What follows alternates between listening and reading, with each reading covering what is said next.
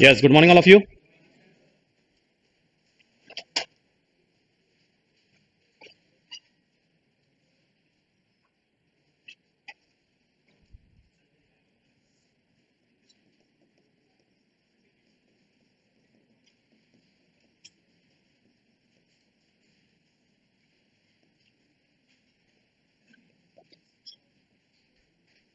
Next heading लिखो, fixed point representation.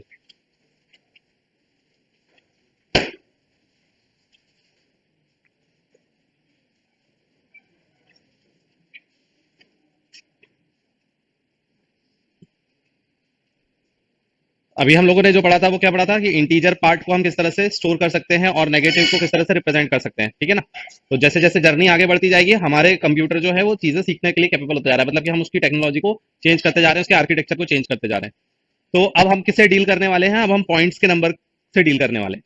तो points के नंबर से डील करने के लिए सबसे पहले हमें ये समझना पड़ेगा कि पॉइंट के नंबर को हम किस तरह से स्टोर करते हैं, वो तो हमें आता है। उसको बाइनरी में कन्वर्ट कर देंगे, डेसिमल से, ठीक है।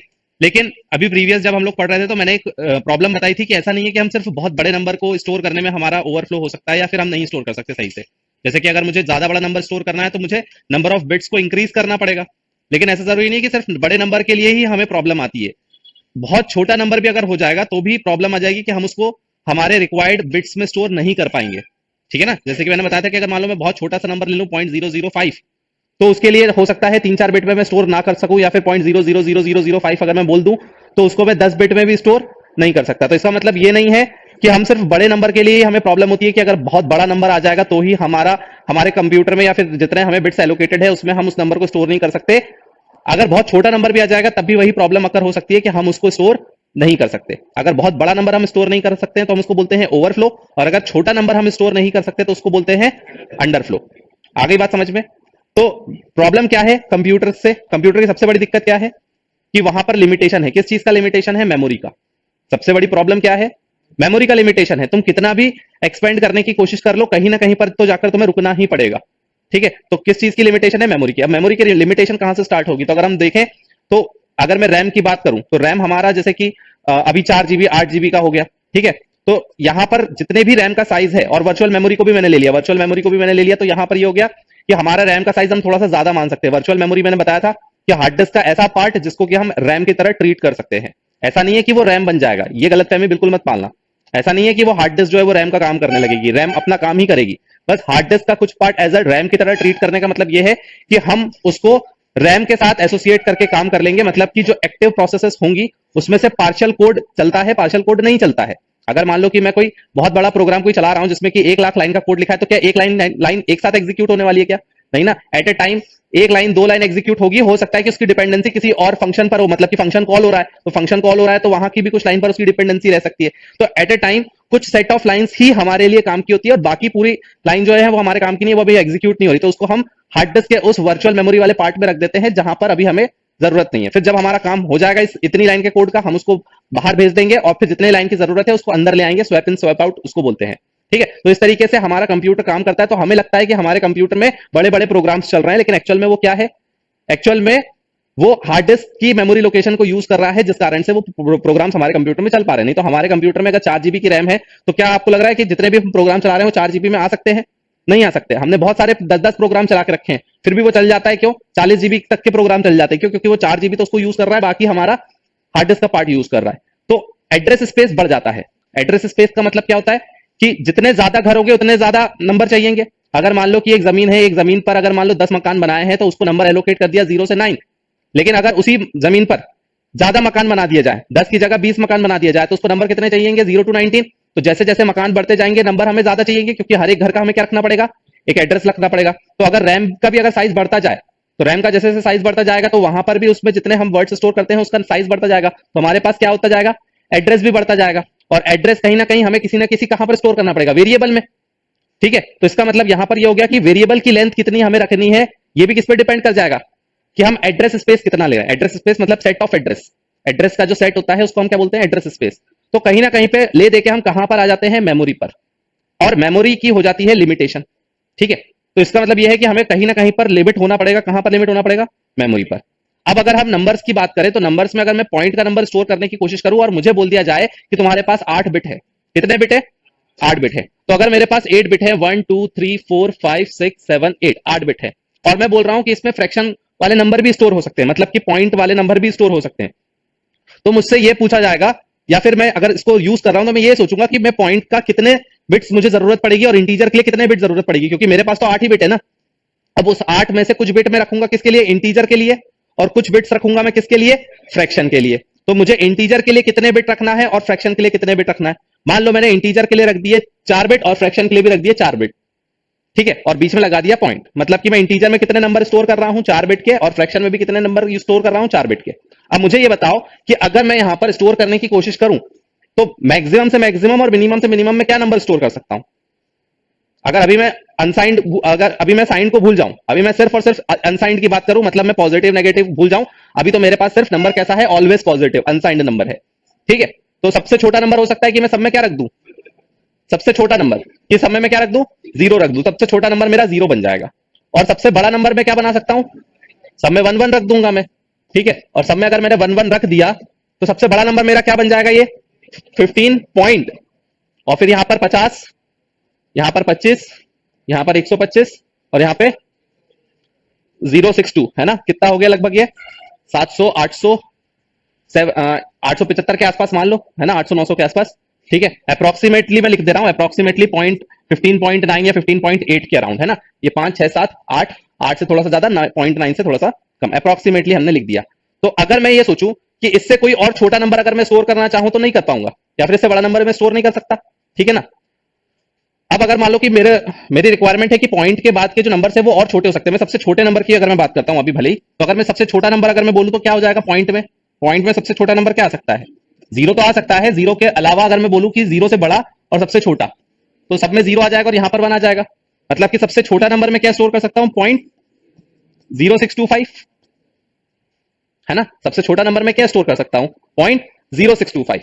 लेकिन अगर मैं बोलूं कि मुझे स्टोर करना है 0.0025, मान लो मैं अगर ये स्टोर करना चाहता हूं तो ये स्टोर कर सकता हूं क्या, नहीं कर सकता, ठीक है ना। बल्कि देखा जाए तो ये नंबर इस रेंज के अंदर ही आ रहा है, ये नंबर तो क्या है, इस रेंज के अंदर ही है ना, लेकिन फिर भी मैं स्टोर नहीं कर पा रहा, क्यों, क्योंकि मेरे पास जो फ्रैक्शन की बिट है वो कम है, ठीक है। चलो मैंने सोचा क्या मुझे फ्रैक्शन की बिट की जरूरत है और मेरे पास जगह कितनी है, 8 ही बिट है, तो मैंने सोचा कि काम करते हैं, क्यों ना इस पॉइंट को यहां शिफ्ट कर देते हैं।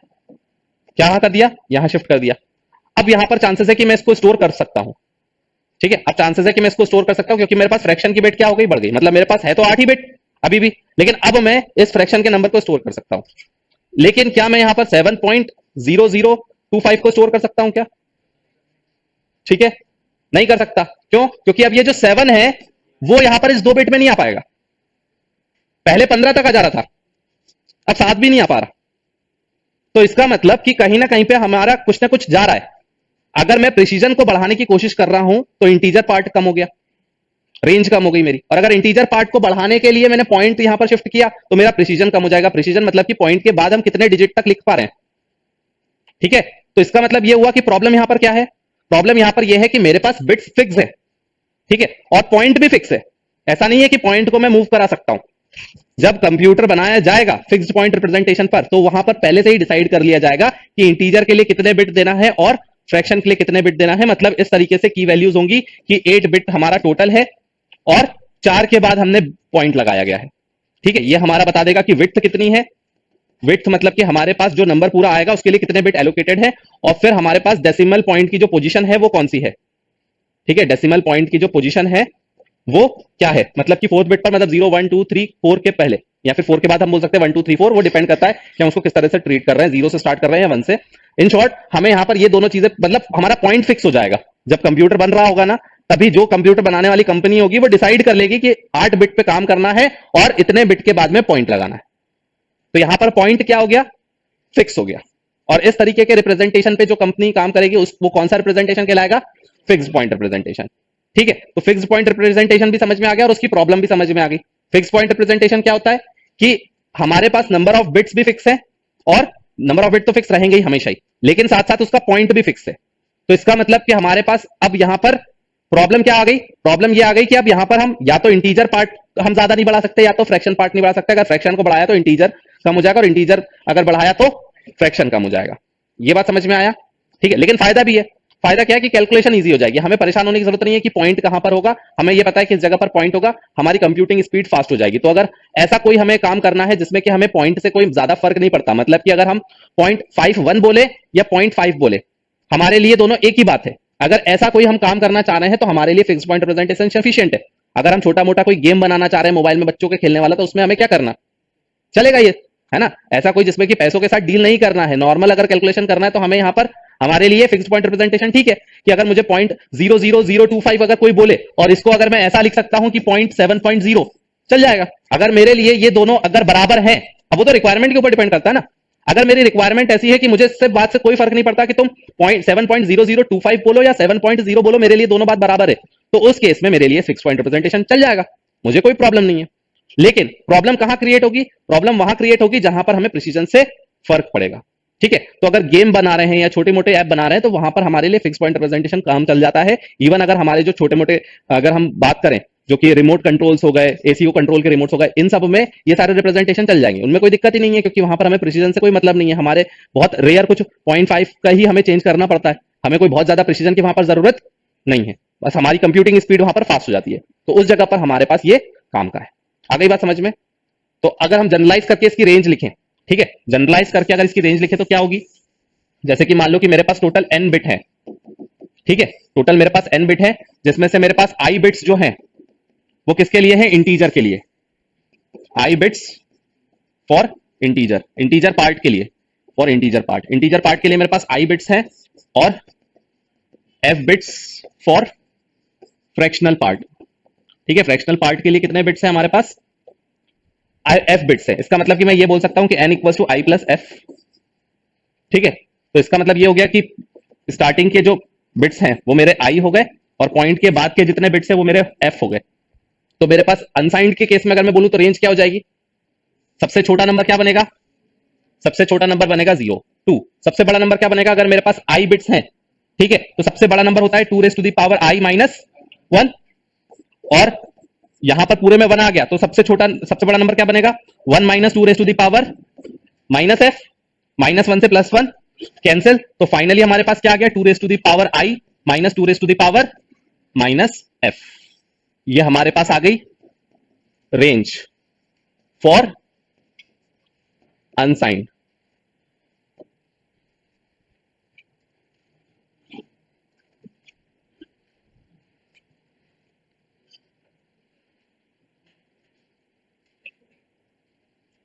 ठीक है ना, पॉइंट कोई जगह नहीं लेगा, पॉइंट कोई जगह नहीं लेगा, पॉइंट बस हमें पता रहेगा, आर्किटेक्चर बनाने वाले को पता रहेगा कि पॉइंट कहां पे लगाना है, उसके लिए कोई अलग से बिट्स नहीं चाहिएगी।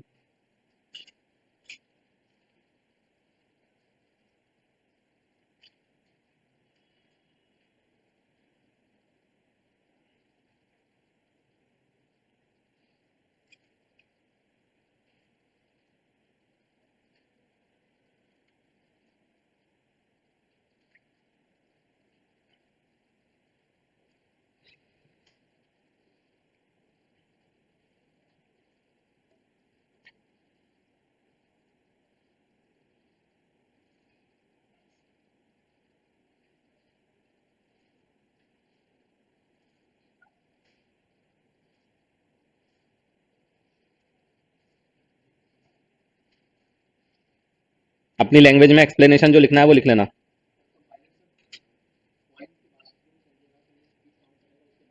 जब भी कोई आर्किटेक्चर डिजाइन होगा तो उसमें डिसाइडेड रहेगा कि पॉइंट कहां पर है, पॉइंट को हमें स्टोर नहीं करना है, वो अपने आप देखेगा कि इतने बिट जो है वो इंटीजर के लिए हैं और उसके बाद के जो बिट है वो फ्रैक्शन के लिए है।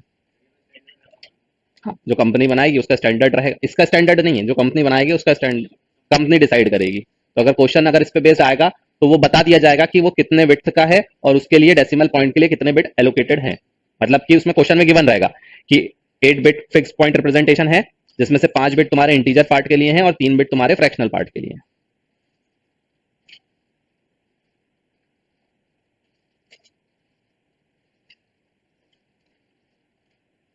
क्वेश्चन ऐसा पूछ लिया जा सकता है कि अगर 3 बिट फ्रैक्शनल पार्ट के लिए है और 4 ऑप्शन दे दिए जाएंगे कि बताओ इसमें से कौन सा नंबर इसमें स्टोर हो सकता है, कौन सा नंबर इसमें स्टोर नहीं हो सकता। आया समझ में। अगर मान लो कि पॉइंट के बाद 3 बिट बोल दिया जाएगा कि फिक्स पॉइंट रिप्रेजेंटेशन में है और इंटीजर पार्ट के लिए इतने बिट है और फ्रैक्शन पार्ट के लिए इतने बिट है, और 4 ऑप्शन दे दिए, 4 ऑप्शन में क्या लिखे हैं, 4 नंबर लिखे हैं, और तुम्हें बता दिया जाएगा कि ऐसा कौन सा नंबर है या फिर ऐसा कौन सा नंबर ऐसा नहीं है जो इसमें स्टोर नहीं हो सकता है एग्जैक्टली। आ गई बात समझ में? तो बस तुम्हें रेंज पता है, तुम्हें कॉन्सेप्ट पता है, तुम देख लोगे कि इसमें से कौन सा ऐसा है जो उसमें स्टोर नहीं हो पाएगा या फिर कौन सा स्टोर हो पाएगा, डिपेंड कि वो क्वेश्चन में क्या पूछता है। ठीक है, चांसेस नहीं है कि फिक्स्ड पॉइंट रिप्रेजेंटेशन पर कोई पूछा जाए, लेकिन फिर भी हमें पता होना चाहिए, कहानी जर्नी पूरी पता होनी चाहिए कि कहां से शुरू हुआ है ना? अब फिक्स्ड पॉइंट रिप्रेजेंटेशन की प्रॉब्लम समझ में आ गई। ठीक है, फिर नेक्स्ट निकाला गया फ्लोटिंग पॉइंट रिप्रेजेंटेशन।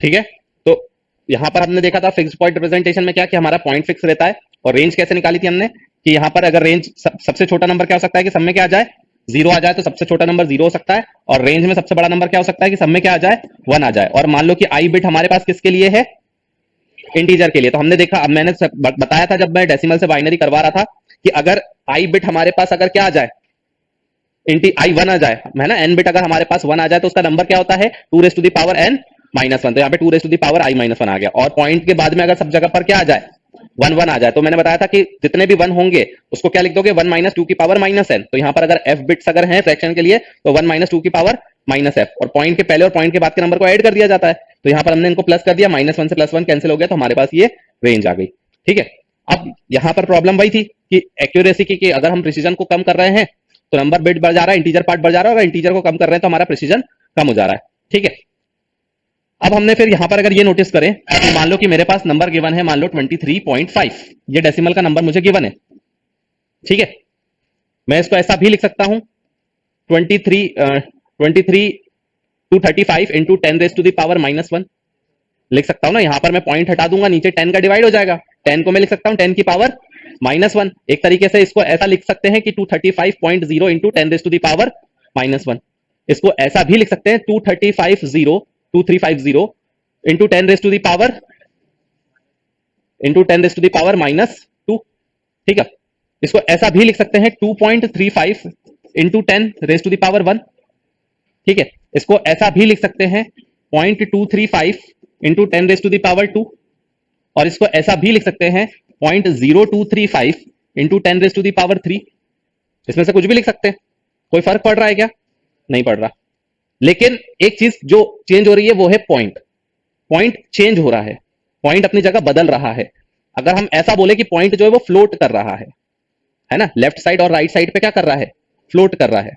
ठीक है, तो यहां पर अब हमारे पास चेंज हो गई बात कि ऐसा जरूरी नहीं है कि अगर हमें पॉइंट को अगर रखना है तो इंटीजर पार्ट और फ्रैक्शन पार्ट को हमारा फिक्स रहेगा। अगर हम इस तरीके से अगर देखें तो हम हमारे इंटीजर पार्ट को भी कम ज्यादा कर सकते हैं और फ्रैक्शन पार्ट को भी कम ज्यादा कर सकते हैं।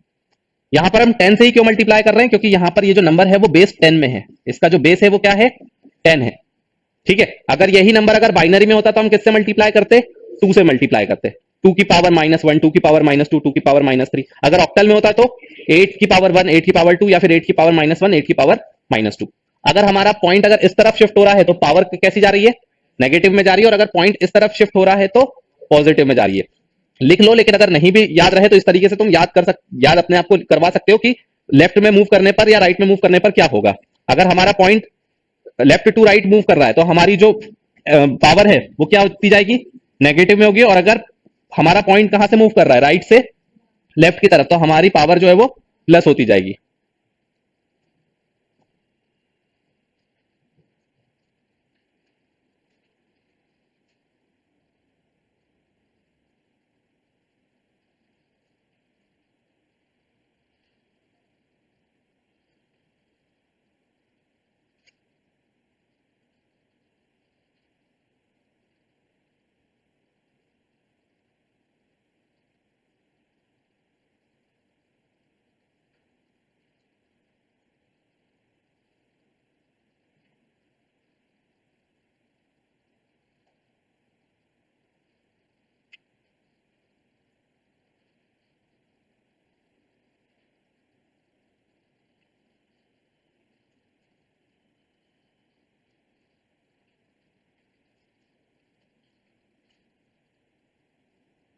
ठीक है, तो अगर मान लो कि यहां पर लिखा हुआ है क्या, अगर हमें कोई नंबर गिवन है 23.56 इंटू 10⁻³ इस टाइप से मुझे गिवन है, तो ये कहलाता है इंटीजर पार्ट।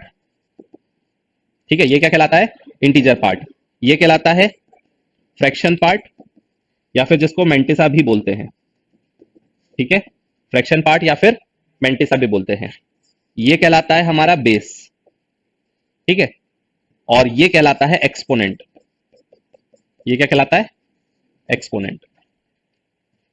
तो इसका मतलब यह है कि मुझे क्या क्या चीज पता होनी चाहिए, चार चीज पता होनी चाहिए किसी भी नंबर को रिप्रेजेंट करने के लिए। उसका इंटीजर पार्ट, फ्रैक्शन पार्ट या फिर मेंटिसा, बेस और एक्सपोनेंट, ये चार चीजें हमें पता होनी चाहिए।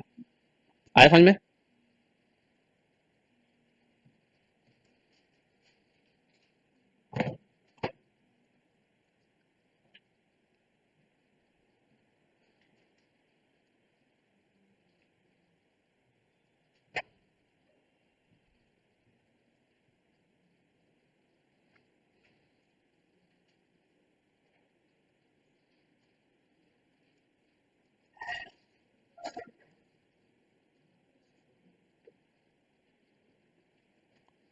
ठीक है,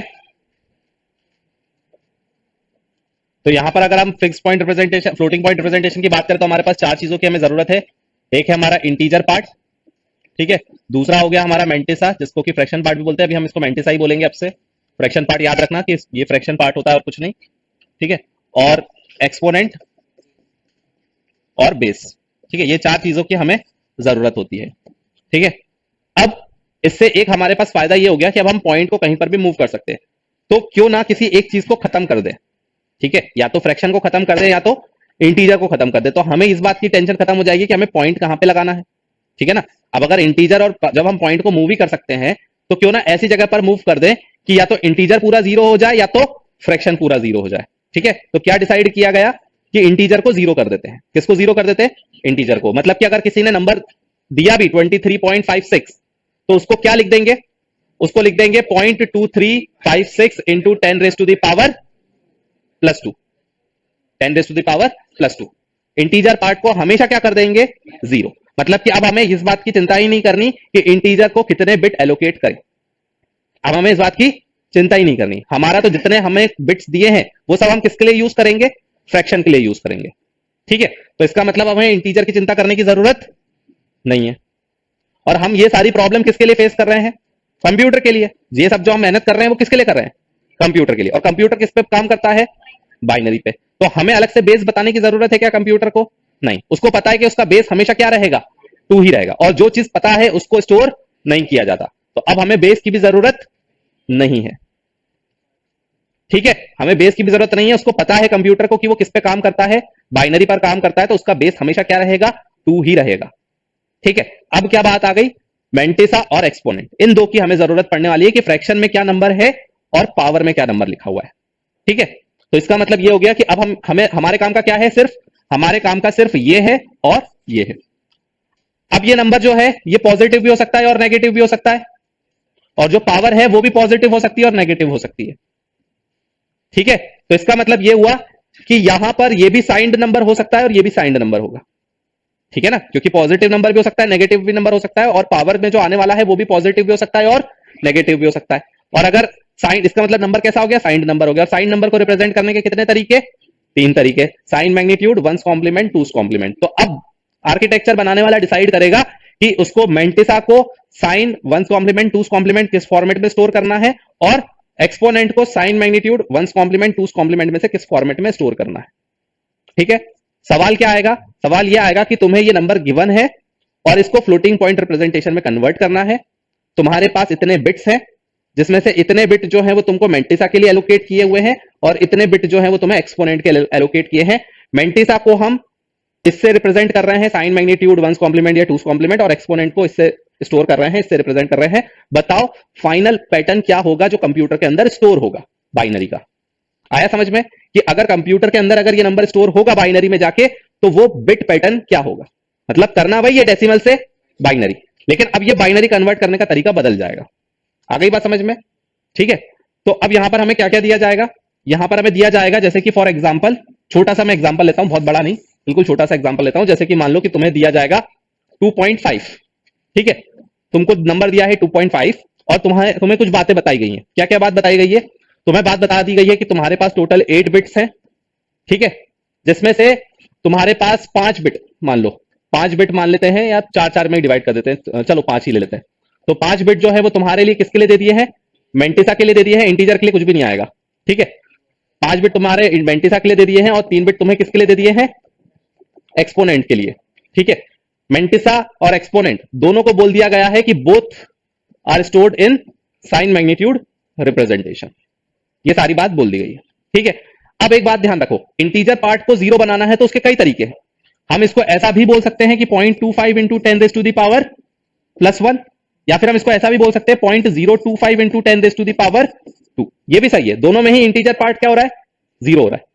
तो इसमें से कौन सा तरीका अपनाया जाए? फर्स्ट वाला अपनाया जाएगा, क्योंकि हम अब क्या है, ऐसा तरीका अपनाएंगे जो ऑल ओवर वर्ल्ड सब लोग एक्सेप्ट करें, ठीक है। तो इसको हम बोलेंगे नॉर्मलाइजेशन। क्या बोलेंगे? नॉर्मलाइजेशन, ठीक है।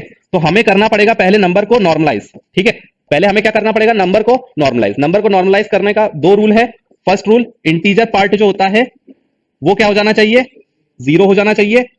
और जो पॉइंट के बाद का जो फर्स्ट नंबर होता है वो क्या होना चाहिए? Not equal to zero.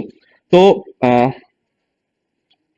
Bit after, या फिर नंबर ऑफ, बिट बोल दो या नंबर बोल दो, bit after radix point, bit after radix बोल दो, पॉइंट बोल दो, radix point is not equal to zero. Point के बाद का जो नंबर होगा वो क्या होना चाहिए? नॉन जीरो होना चाहिए। तो हमारे पास कौन सा वाला, ये दोनों कंडीशन कौन सेटिस्फाई करेगा? ये वाला या ये वाला? ये वाला। इंटीजर पार्ट दोनों में जीरो है, लेकिन पॉइंट के बाद क्या होना चाहिए? नॉन जीरो होना चाहिए। तो वो किस में है? इसमें है। तो हमारा नॉर्मलाइज्ड कौन सा होगा? ये वाला होगा। तो हमारा फर्स्ट स्टेप क्या होगी? स्टेप 1 होगी कि नंबर को हमें क्या करना है? नॉर्मलाइज। ये हमारी होगी स्टेप 1। स्टेप 1 हमें क्या करना है? नंबर को नॉर्मलाइज करना है।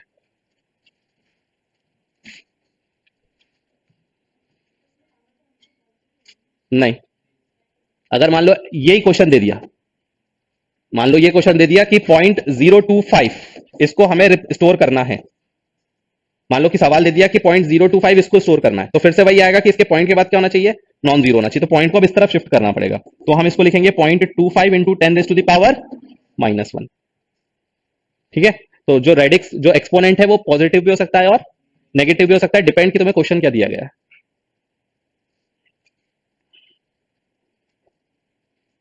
अभी सुनते चलो, लिखते चलो, जिनको सनपट नहीं पड़ रहा अभी सब पड़ जाएगा सनपट।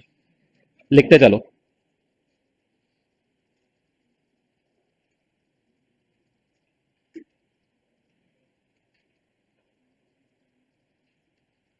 ये समझ लो कि तुम आज पहली बार पढ़ रहे हो और यहां के बाद में आखिरी बार पढ़ोगे।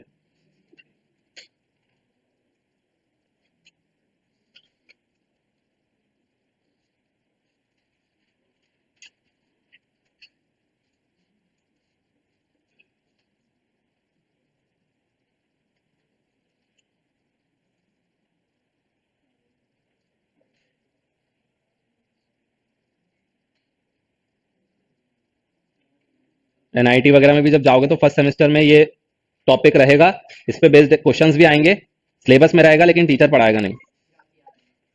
नहीं, फिर याद नहीं आएगी, फिर तुमको सब याद रहेगा।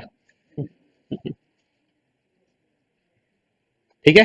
स्टेप 2, नॉर्मलाइज कर दिया, ठीक है। सवाल ये है, सवाल याद रखना, ठीक है ना, 8 बिट है। तो अब हमने, क्वेश्चन क्या था हमारा? 0.25 इंटू 10⁻1 था हमारा क्वेश्चन, ठीक है। तो अब क्या करना पड़ेगा? इसको भी किसमें कन्वर्ट, अच्छा ये पॉजिटिव का है और ये भी पॉजिटिव का है, ठीक है। तो हमें इसको कन्वर्ट करना पड़ेगा किसमें?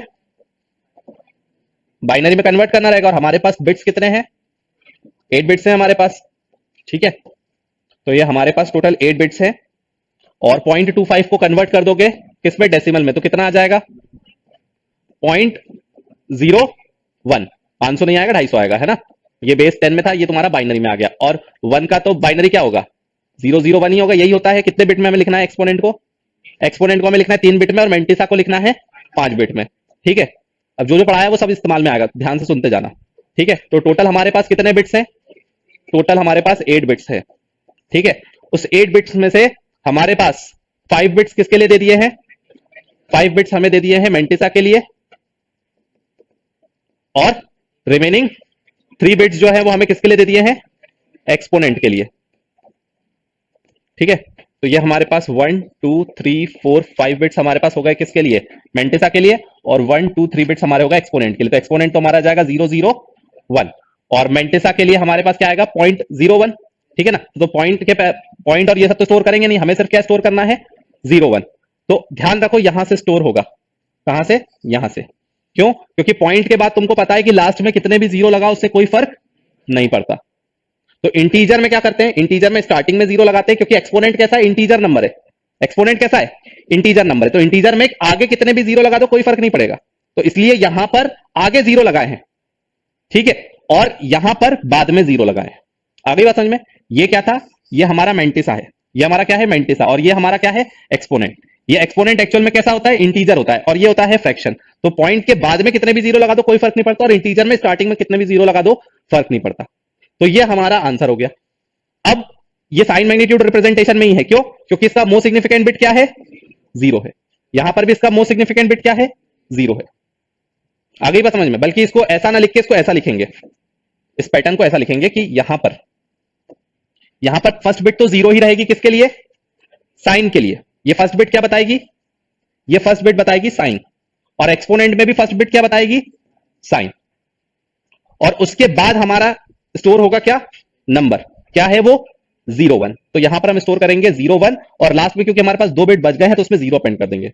और यहां पर हमने मोस्ट सिग्निफिकेंट बिट लगाया 0, क्योंकि नंबर कैसा है, पॉजिटिव है, और फिर यहां पर 1 रखा, और इस पहले क्या लगा दिया 0, क्योंकि उसमें इंटीजर पार्ट है, तो इंटीजर पार्ट में स्टार्टिंग में हमें क्या लगाना पड़ेगा 0। अगर यही नंबर नेगेटिव होता, अगर यही नंबर क्या होता नेगेटिव, तो यहां पर इसका मोस्ट सिग्निफिकेंट बिट क्या हो जाता, 1 हो जाता। आ गई बात समझ में। तो क्योंकि हमें बोला गया था कि साइन मैग्नीट्यूड में यूज करना है 5 बिट को, तो क्योंकि साइन मैग्नीट्यूड में यूज करना है 5 बिट को, तो पहला बिट हम किसको एलोकेट कर देंगे, साइन को। और सेम वही कहानी किसके साथ रहेगी, एक्सपोनेंट के साथ। उसकी भी पहली बिट किसके लिए रिजर्व हो जाएगी, साइन के लिए। और 0 इसमें पीछे अपेंड किया, क्योंकि लास्ट में अपेंड करने से कोई फर्क नहीं पड़ेगा, और इंटीजर में स्टार्ट में अपेंड किया। तो यहां पर लिख भी लो,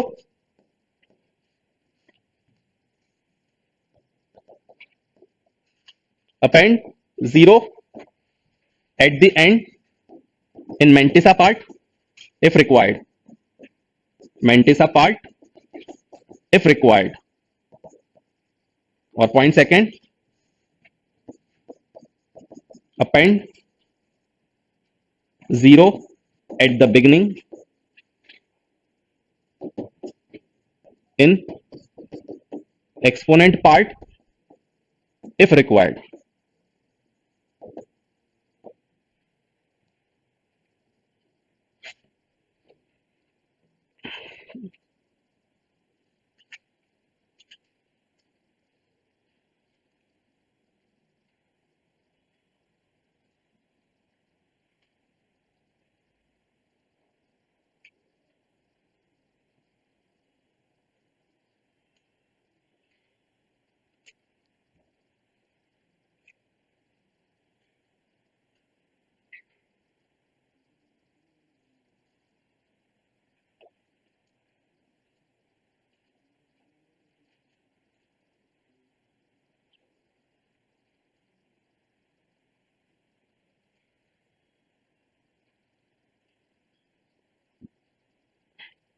ठीक है, तो ऑप्शन में ये नहीं होगा, ऑप्शन में क्या होगा, ऑप्शन में तुम्हारा लिखा होगा ये आंसर तुम्हें जो दिया होगा ऑप्शन में वो ये होगा।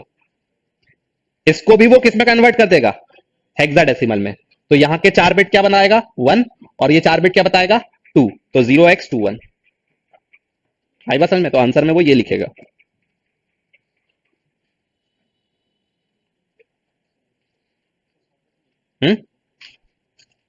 शॉर्टकट ही है ये, कोई टाइम थोड़ा ना लगेगा, 30 सेकंड में सवाल हो जाएगा। रिवर्स करेंगे ना, क्या चीज, अरे इसको ये बाइनरी में आंसर तुम्हारा क्या आया, आंसर तुम्हारा आया 0010 और फिर 0001, ये तुम्हारा आंसर आया। और उसको उसने किस में कन्वर्ट कर दिया, हेक्साडेसिमल में। 4 4 बिट की क्या कर दी पेयरिंग, ये क्या लिखा है 2, ये लिखा है 1, और हेक्साडेसिमल के लिए आगे क्या लगा दिया 0x। ठीक है ना।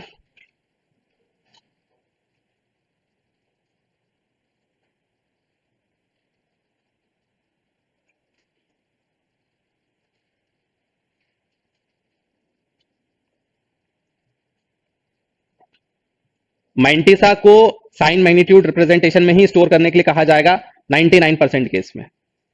ठीक है, जो भी सवाल आएगा तो साइन जो अपना हमारा मैंटिसा पार्ट है उसको हमेशा वो किस में स्टोर करने के लिए बोलेगा, साइन मैग्नीट्यूड रिप्रेजेंटेशन में ही स्टोर करने के लिए बोलेगा। वो चेंज कहां पे करेगा, एक्सपोनेंट में।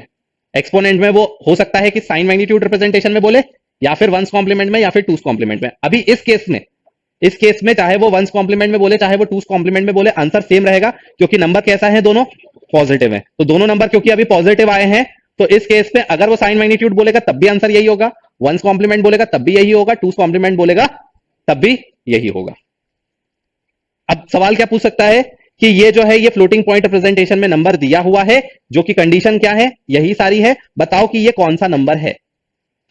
क्या बोलेगा कि ये जो दिया है मैंने, ये फ्लोटिंग पॉइंट रिप्रेजेंटेशन का नंबर है। किसमें दिया है, ये फ्लोटिंग पॉइंट नंबर दिया हुआ है। और ये जो नंबर दिया है इसमें 5 बिट मैंटिसा है, 3 बिट एक्सपोनेंट है, और दोनों साइन मैग्नीट्यूड में है। बताओ नंबर कौन सा है। ठीक है, बताओ नंबर कौन सा है। तो क्या कर दोगे, रिवर्स इंजीनियरिंग। तुम्हें नंबर दिया हुआ है 0x21, ठीक है, और बोल दिया है कि इसके 5 बिट जो है वो क्या है, मैंटिसा के लिए है, और 3 बिट जो है वो किसके लिए है, एक्सपोनेंट के लिए है। ठीक है, तो इसको पहले कन्वर्ट करोगे बाइनरी में, तो इसको स्टेप 1 बाइनरी में कन्वर्ट करोगे तो ये हो जाएगा 0010 और 0001। ठीक है, फिर तुम्हें पता है कि इसके 5 बिट क्या है, मैंटिसा है, और 3 बिट क्या है, एक्सपोनेंट है। और तुम्हें यह भी पता है कि पहला वाला तो क्या बताता है, साइन को बताता है, तो इसको छोड़ दोगे। ठीक है, और ये नंबर को कन्वर्ट करोगे किसमें, डेसिमल में, तो ये डेसिमल का कौन सा नंबर है, 2। और तुम्हें पता है कि ये किससे बना है, पॉइंट के बाद का नंबर इसमें स्टोर है ना, तो जब 2 भी लिखोगे तो पॉइंट के बाद लिखोगे। ठीक है, तो यहां पर ये क्या लिखोगे, बल्कि इसको अभी ऐसा ही लिख लो कि पॉइंट ये क्या लिखोगे, 01। ये नंबर जब हमने इसके अंदर स्टोर किया था तो पॉइंट के बाद का नंबर स्टोर किया था ना, 01। तो जब इसको बाहर निकालोगे तो क्या करोगे, पॉइंट के बाद लिख दोगे। तो यहां पर पॉइंट के बाद लिख दोगे, क्या ये पूरा लिख दो, चाहे इतना ही लिखो, एक ही बात है। चाहे मैं पॉइंट के बाद पूरा 0100 लिखूं या 01 लिखूं, बात तो एक ही है। और हमें पता है कि ये कहां का नंबर था, ये एक्सपोनेंट का था। किसकी एक्सपोनेंट में था, 2 की पावर में। तो ये हमारा आ गया। फिर इसका इसमें मल्टीप्लाई कर दोगे 2 का, तो जैसे कि हमने यहां पर पॉइंट शिफ्ट किया था, तो ये पावर बढ़े था, पावर 0 करने के लिए यहां पर पॉइंट शिफ्ट हो जाएगा। ठीक है, तो ये नंबर कैसा हो जाएगा, 0.1 हो जाएगा। और फिर इसको तुम कन्वर्ट कर दोगे किसमें, ये बाइनरी का नंबर आ गया, इसको डेसिमल में कन्वर्ट कर दोगे तो क्या आ जाएगा, 0.25 इन बेस 10। ये हमारा आंसर आ गया। फिर से सुन लो, क्या 50, नहीं नंबर हमारा क्या था,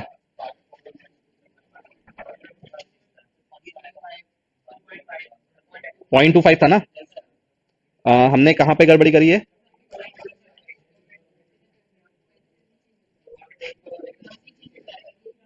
नहीं नहीं वो सब सही है, रुक जाओ, कहां पर गड़बड़ी है। पॉइंट यहां पर हमने लगाया, 01 स्टोर किया, ठीक है, इंटू 2 की पावर में 1 है, ठीक है ना। ये इससे मल्टीप्लाई होगा तो नंबर बड़ा होगा, यही होगा, ये तो सही है, दिक्कत यहां नहीं है। हम्म, क्या 2 की पावर 2 क्यों होगा, यहां पर हमने सही किया था, ये हमने इसको 0.25 लिखा था। क्वेश्चन क्या था हमारा, 0.25 था ना, इंटू 10⁻⁻1। सवाल ये था, सवाल ये नहीं था, सवाल ये था, ठीक है, सवाल ये था 2.5, ठीक है। और फिर हमने इसको किया था 0.25, और 0.25 को हमने कन्वर्ट किया था बाइनरी में, और पावर में 1 था, ठीक है ना। तो 0.25 को हमने बाइनरी में कन्वर्ट किया था, 0 1 था, आगे मोस्ट सिग्निफिकेंट बिट 0 रहा, 0 1 रहा, और पावर में 2 आ गया, ठीक है, पावर में 2 आ गया था, तो इसके कारण पावर में 1 आ गया था, ये तो ठीक है।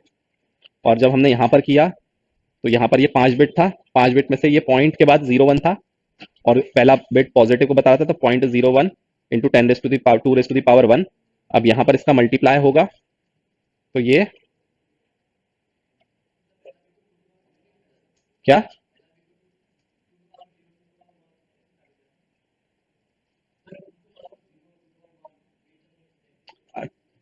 हाँ वो तो पावर वही रहेगा, पावर ये आएगा 001 ही आएगा, और लेकिन उसको कन्वर्ट कर देंगे तो वही आ जाएगा ना, 2 की पावर 1 ही आ जाएगा, वो तो यही कहना चाह रहे हो ना।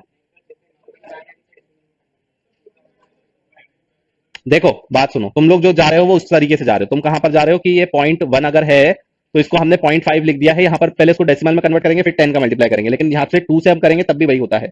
ठीक है, उससे कोई फर्क नहीं पड़ता। मतलब कि अगर हमने बाइनरी में ये लिखा है ना, 0.01 into two raise to the power 2 अगर लिखा है, तो इसको हम क्या लिख सकते हैं, 0.1 into two raise to the power, क्या हो जाएगा, हमने पॉइंट नंबर को बड़ा किया है तो पावर छोटी हो जाएगी, 1 हो जाएगी। ठीक है, ये इसमें भी वर्क करेगा।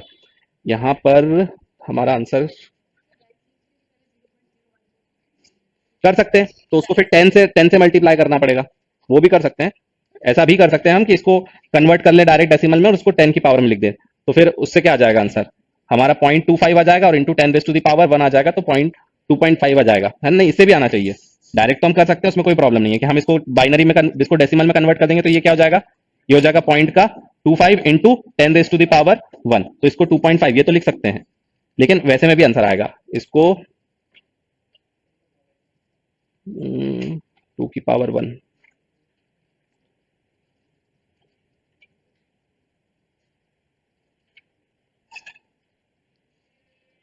कहीं पे हम कुछ चीज मिस कर रहे हैं। 4 4 8, फर्स्ट वाला साइन को रिप्रेजेंट कर रहा है ना।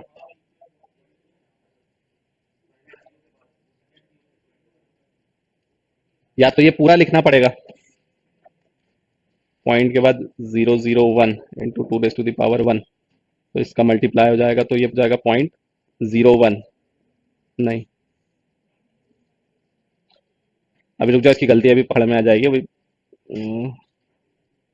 0 1 यहाँ पर अंदर मल्टीप्लाई किया।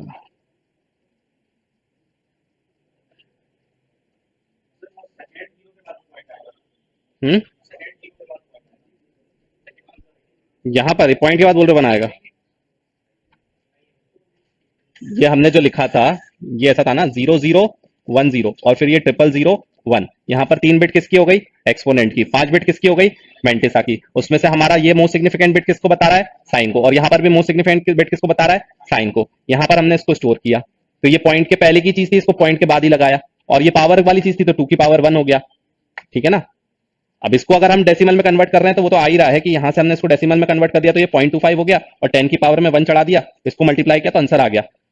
मेरा कहने का मतलब ये है कि डायरेक्ट भी आएगा, डायरेक्ट भी आएगा कि, लेकिन डायरेक्ट में आंसर ये क्या दे रहा है, 0.1 दे रहा है, 0.1 दे रहा है बाइनरी में, जिसको कि हम कन्वर्ट करेंगे तो ये 0.5 आ जाएगा। गड़बड़ी कहाँ हो रही है।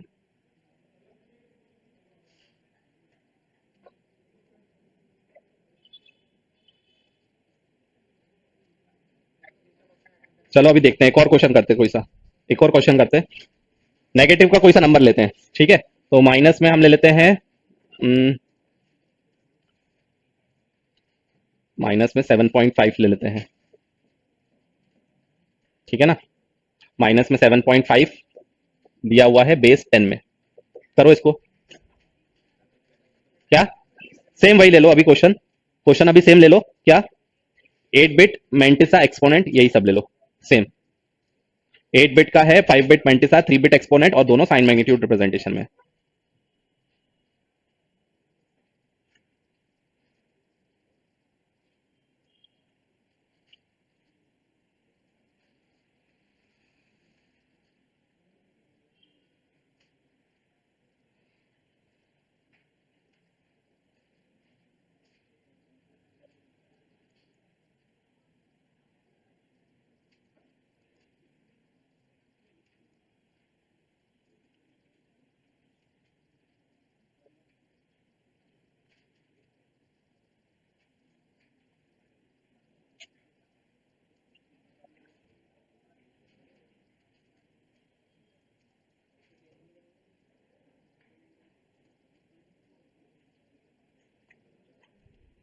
ठीक है, क्वेश्चन क्या था हमारा, -7.5, है ना। तो पहले तो इसको क्या कर देंगे, बाइनरी में, पहले इसको चाहो तो ऐसा लिख सकते, बाइनरी में कन्वर्ट कर लो, ठीक है। तो बाइनरी में कन्वर्ट कर लोगे तो 7 का क्या हो जाएगा बाइनरी तुम्हारा, 0 1 1 1, ठीक है, 1 1 1 भी लिख सकते हो, 0.1, ठीक है, ये तुम्हारा किस में आ गया, बाइनरी में आ गया, ठीक है। फिर इसको किस में लिख दोगे, तो सब गलती मुझे समझ में आ गई, इसमें क्या थी, यहाँ पर हमने सवाल क्या था, ये था ना, ये हमने पहले इसको शिफ्ट कर दिया, ये गलती थी। आई बात समझ में, गलती क्या थी, गलती ये थी कि पहले ही हमने इसको नॉर्मलाइज कर दिया। अभी मैं बता रहा हूँ, आ गया वो समझ में। पहले क्या करेंगे, इसको बाइनरी में करेंगे, उसको पहले ही क्या कर दिया था, पॉइंट शिफ्ट कर दिया था, इसलिए आंसर नहीं आ रहा था। तो पहले हमने इसको किस में कन्वर्ट किया, बाइनरी में, बाइनरी में कन्वर्ट कर दिया। अब इसको नॉर्मलाइज करेंगे, तो एक दो तीन, तीन बार क्या होगा, पॉइंट शिफ्ट होगा। तो सेकंड स्टेप क्या करेंगे, इसको नॉर्मलाइज करेंगे। फर्स्ट स्टेप में हमने इसको बाइनरी में कन्वर्ट करा, सेकंड स्टेप में अब हम इसको क्या करेंगे, नॉर्मलाइज करेंगे। तो नॉर्मलाइज करने का मतलब यह है कि माइनस तो आगे रहेगा ही, माइनस आगे रहेगा, और पॉइंट के बाद 4 बार 1 आ गया, into 2 raise to the power कितना हो जाएगा, 2 रेज टू दी पावर 3, 3 बार शिफ्ट हुआ ना, ठीक है, तो 2 रेज टू दी पावर 3। अब हमें इसको एक्सप्रेस करना है, ठीक है, 8 बिट में। तो यहां पर हमारे पास 1 2 3 4 5 6 7 8, ठीक है, ये हमारे पास 8 बिट्स हो गई, 2 3 4 5 6 7 8, ठीक है। अब क्योंकि ये नंबर कैसा है, नेगेटिव का है, कौन सा, मेंटिसा वाला, तो मेंटिसा वाला क्योंकि नेगेटिव है तो मोस्ट सिग्निफिकेंट बिट इसका क्या हो जाएगा, 1 हो जाएगा, और बाकी 4 बिट क्या है, 1, तो 1 2 3 4। अब पूरे 5 बिट पैक हो गए, इसलिए हम आगे 0 नहीं लगाएंगे। अगर हमारे पास बिट बच जाते 5 में, तो हम आखिरी में क्या लगा देते, 0 लगा देते। और उसी तरह से 3 को हम क्या लिख सकते हैं, 3 को हम लिख सकते हैं 1 1, और क्योंकि नंबर कैसा है, पॉजिटिव है, तो मोस्ट सिग्निफिकेंट बिट क्या रहेगा, 0, ठीक है। तो हमारे पास आंसर क्या आ गया, हमारे पास आंसर आ गया 5 टाइम्स 1 0 1 1। लेकिन वो क्या करेगा, वो बाइनरी में आंसर नहीं देगा, वो किस में कन्वर्ट कर देगा उसको, हेक्साडेसिमल में। तो इसके 4 बिट की पेयरिंग कर ली और इसकी 4 बिट की पेयरिंग कर ली, तो ये क्या हो गया एफ, और ये हो गया 8 9 10 11, 11 मतलब बी। तो वो आंसर देगा तुम्हें 0xFB, वही आंसर देगा। आ गई बात समझ में,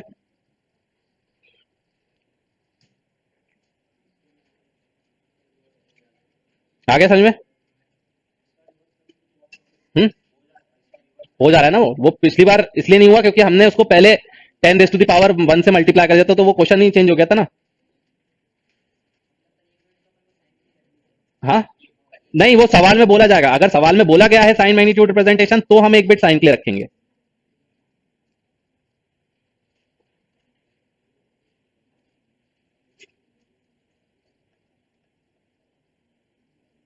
ठीक है, फाइनल आंसर कैसे निकल रहा है समझ में आ गया ना, ये हमारा बिट पैटर्न आ गया। अब इसको हमने क्या कर दिया, हेक्साडेसिमल में कन्वर्ट कर दिया। ये 4 बिट को बी लिख सकते हैं, ये 4 बिट को एफ लिख सकते हैं, और हेक्साडेसिमल है इसलिए इसको 0x आगे लगा दिया। अब सवाल दूसरा पूछा जाएगा, सवाल में दूसरा क्या बोल देगा कि 0xF भी तुम्हें दिया हुआ है sign magnitude floating point representation में, जिसमें कि 5 बिट क्या है, मेंटिसा के लिए है, और 3 बिट एक्सपोनेंट के लिए है, और दोनों किसमें है, साइन मैग्नीट्यूड रिप्रेजेंटेशन में। तो पहले तुम इसको क्या करोगे, बाइनरी में कन्वर्ट करोगे। तो इसको बाइनरी में जैसे तुमने कन्वर्ट किया तो तुम्हें पता चला बी मतलब 1 0 1 1 और एफ मतलब 1 1 1 1, 4 बार 1 आ जाएगा, ठीक है, ये तुम्हें पता चल गया।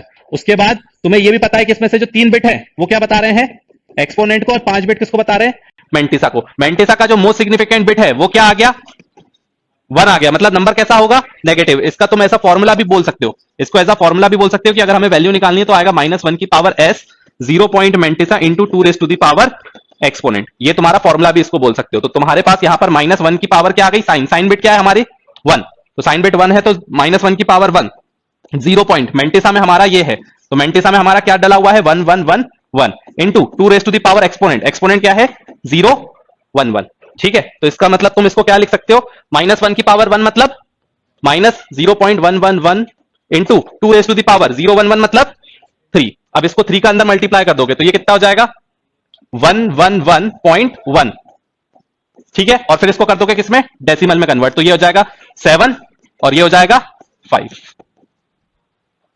आ गया समझ में, बस। हाँ, वो गलती वहां पर क्या हो गई थी कि डेसिमल में हमने पॉइंट शिफ्ट कर लिया था, वो नहीं करना था, ध्यान नहीं रहा वो मुझे।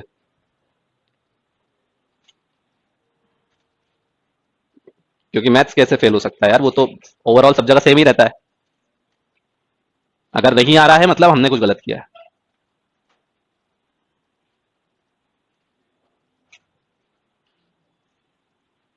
बेस 2 इसलिए ले रहे हैं क्योंकि हमें कंप्यूटर से काम करवाना है और कंप्यूटर बेस 2 पे काम करता है।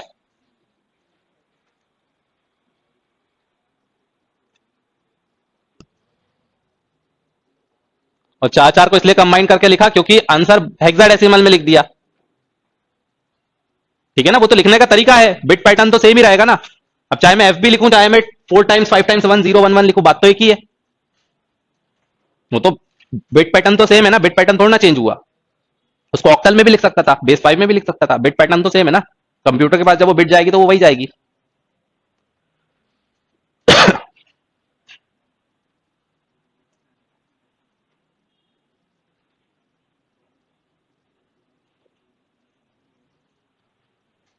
ठीक है, प्रीवियस नोट कर लिया था।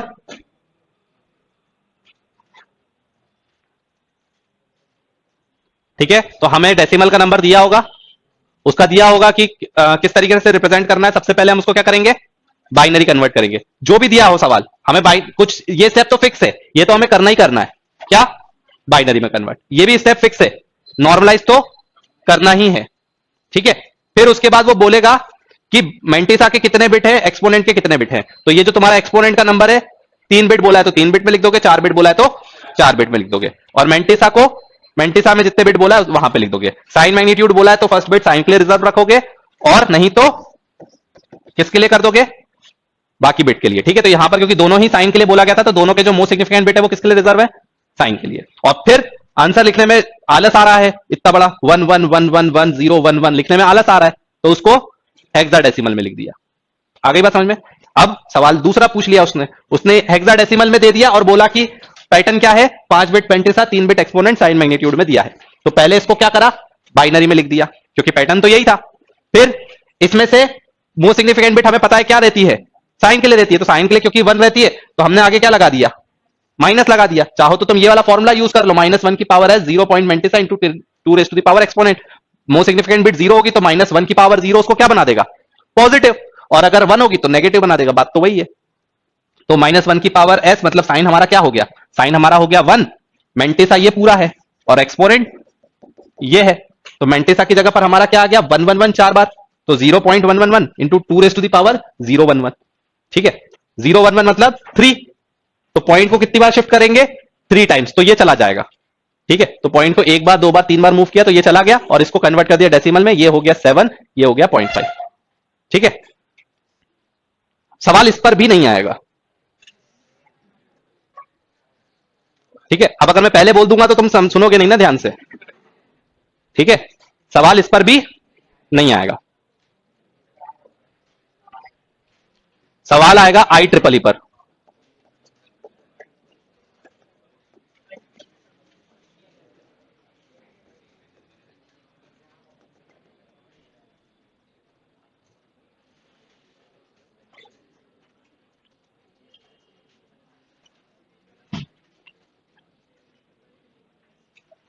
ठीक है, IEEE का फुल फॉर्म देख लेना, institute of electrical and electronics engineering, है ना, institute of electrical and electronics engineering. अब वो उसका नाम, स्टैंडर्ड का नाम है 754। ठीक है ना, उसने कई सारे स्टैंडर्ड्स निकाले, ये कुछ नहीं है, ये कमिटी है। ये क्या है, ये कमिटी है जो क्या करती है, हर चीज को स्टैंडर्डाइज करती है। अब यहां पर प्रॉब्लम क्या थी, यहां पर प्रॉब्लम ये थी कि हर कंपनी अपना अलग अलग कंप्यूटर बना रही है। कोई बोल रहा है मेंटिसा में 5 बिट ले लूंगा, कोई बोल रहा है मैं 4 बिट ले लूंगा, कोई बोल रहा है मैं एक्सपोनेंट को 2 बिट लूंगा, कोई बोल रहा है मैं 10 बिट ले लूंगा। तो यहां पर अलग अलग कंप्यूटर अपने अलग अलग तरीके से काम कर रहे हैं। अगर कोई सॉफ्टवेयर बनाने वाला ने सॉफ्टवेयर बनाया और एक कंप्यूटर पे वो चला रहा है तो उसका आंसर अलग आ रहा है, दूसरे कंप्यूटर पे उसको अलग ले रहा है, क्यों, क्योंकि उसके अंदर बिट पैटर्न क्या ले रहा है, वो अलग ले रहा है। तो यहां पर प्रॉब्लम क्या आ रही है कि एक ही सॉफ्टवेयर अलग अलग कंपनी अलग अलग कंप्यूटर पे अलग अलग बिहेव कर रहा है। मतलब अब हमें क्या करना पड़ेगा, हर एक लैपटॉप के लिए एक अलग कोड लिखना पड़ेगा, तो वह मशीन स्पेसिफिक कोड लिखना पड़ जाएगा। अब अगर ऑल ओवर वर्ल्ड अगर स्टैंडर्डाइज कर दिया जाए कि कहीं पर भी चलाया जाए, चाहे इंडिया में चलाए, चाहे नेपाल में चलाए, चाहे चाइना भूटान कहीं पर भी चलाए, सेम आना चाहिए, आंसर क्या आना चाहिए, सेम आना चाहिए, मतलब एक ही सॉफ्टवेयर हर जगह चल जाना चाहिए। तो अब क्या करना पड़ेगा, ऑल ओवर वर्ल्ड सबको एक स्टैंडर्ड डिसाइड करना पड़ेगा कि अब हमें मेंटिसा इतने ही बिट लेंगे, एक्सपोनेंट इतने ही बिट लेंगे। आप एक बात समझ में, हर चीज का क्या कर दिया, फिक्स कर दिया। वो कौन डिसाइड कर रहा है, वो एक कमेटी डिसाइड कर रही है, और वो कौन सी कमेटी है, IEEE 754 ने अपना स्टैंडर्ड डिसाइड कर लिया, और उसने बता दिया कि इतने बिट के लिए ये इतने बिट मेंटिसा होगा। और वो भी चीज डिसाइड कर ली कि किसको साइन मैग्नीट्यूड लेना है, किसको 1 कॉम्प्लीमेंट लेना है, किसको 2 कॉम्प्लीमेंट लेना है। आई बात समझ में, लिख लो अपनी भाषा में।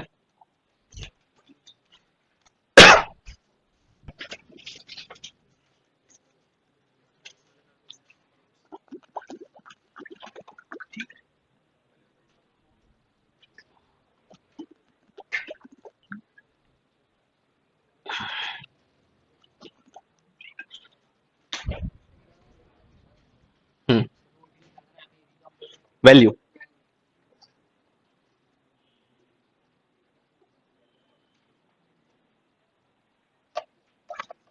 ठीक है, तो यहां पर मेनली जो हम पढ़ने वाले हैं वो 2 पढ़ने वाले हैं, single precision format and second double precision format. ठीक है, सिंगल प्रिसीजन फॉर्मेट ने क्या बोला? सिंगल प्रिसीजन फॉर्मेट ने ये सब बताया क्या कि जो हमारा साइन टोटल हमारे 32 बिट होंगे। टोटल कितने बिट होंगे? 32 बिट होंगे, जिसमें से फर्स्ट बिट जो रहेगा, फर्स्ट एमएसबी जो रहेगा, वो क्या रहेगा? हमारा साइन बिट। ठीक है, फर्स्ट एमएसबी जो रहेगा वो क्या रहेगा? साइन बिट रहेगा। जो हमारा मेंटिसा है, जो मेंटिसा है उसके लिए हम कितने बिट्स देंगे? 8 बिट्स देंगे। और एक्सपोनेंट के लिए, मेंटिसा के लिए 23 बिट आई थिंक, मेंटिसा के लिए 23 बिट्स देंगे और एक्सपोनेंट के लिए 8 बिट देंगे और बायस यूज करेंगे 127 का। ठीक है, ये चीजें डिसाइड कर ली, फिक्स। मेंटिसा 23 बिट ही है ना?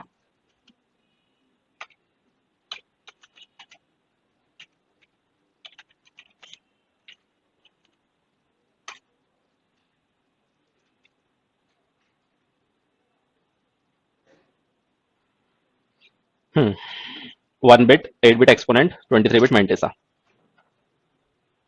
ठीक है, अब सवाल तुम्हारा 2019 में आया था कि बायस कितना इस्तेमाल करता है सिंगल प्रिसीजन। आंसर क्या हो गया? 127। 2018 में सवाल पूछ लिया मेंटिसा कितने बिट होता है और एक्सपोनेंट कितने बिट होता है? 23 और 8। इससे ज्यादा की तुमसे कोई उम्मीद ही नहीं रखता।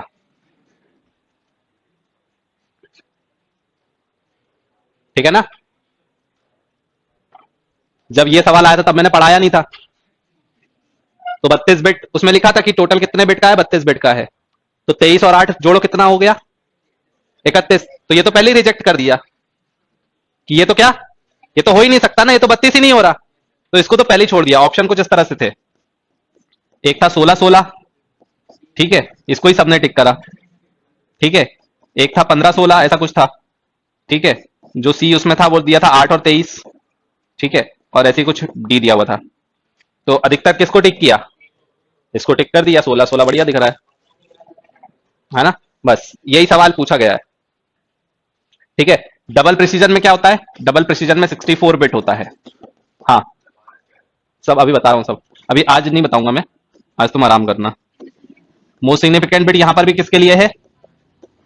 साइन के लिए है। हाँ, यहाँ पर जो मेंटिसा है वो किसमें यूज स्टोर होगा? साइन मैग्नीट्यूड रिप्रेजेंटेशन में स्टोर होगा। ठीक है, और एक्सपोनेंट को एज अ बायस स्टोर करेंगे। और यहाँ पर जो मेंटिसा है, यहाँ पर जो मेंटिसा है वो कितने? 53 बिट आई थिंक, एक बार देख लूंगा। मेंटिसा 52 पक्का? मेंटिसा 52 बिट्स और एक्सपोनेंट 11 बिट। हाँ, 11 ना, 11 बिट और बायस 1023। 52 और 11 63 है ना, और एक बिट मेंटिसा 64।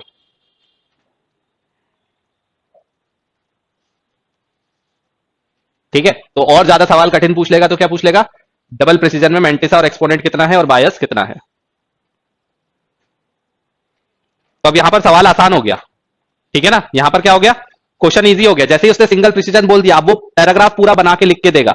ठीक है, इतना बड़ा पैराग्राफ बना के देगा, उसमें लिखेगा कि the number is stored in single precision format containing 32 bits, 23 bits is assigned to the menticide, 8 bit assigned to exponent, exponent is used stored in biased form using 127 as a bias, या फिर biased form बस इतना भी बोल के छोड़ सकता है। convert 15.4 in single precision format, या फिर represent this in single precision format। इतना सब पढ़ने की कोई जरूरत नहीं। सिंगल प्रिसीजन देखा, नंबर देखा, क्वेश्चन करना चालू। ये सब तुम्हें पहले से पता होना चाहिए। आएगा समझ में? उसने बता दिया तो ठीक, नहीं बताया तो और अच्छी बात है। ठीक है, हमें तो पता होना चाहिए, और बता दे तो भी अच्छी बात है। क्वेश्चन बड़ा दिखेगा, अधिकतर लोग ऐसे घबरा जाएंगे। ठीक है, जिसने पढ़ा है वही करेगा, जिसने नहीं पढ़ा है वो छोड़ेगा ही। ठीक है, अब इस पे पूरी कहानी अब कल बताऊंगा, इसको बस याद रख लो। ठीक है,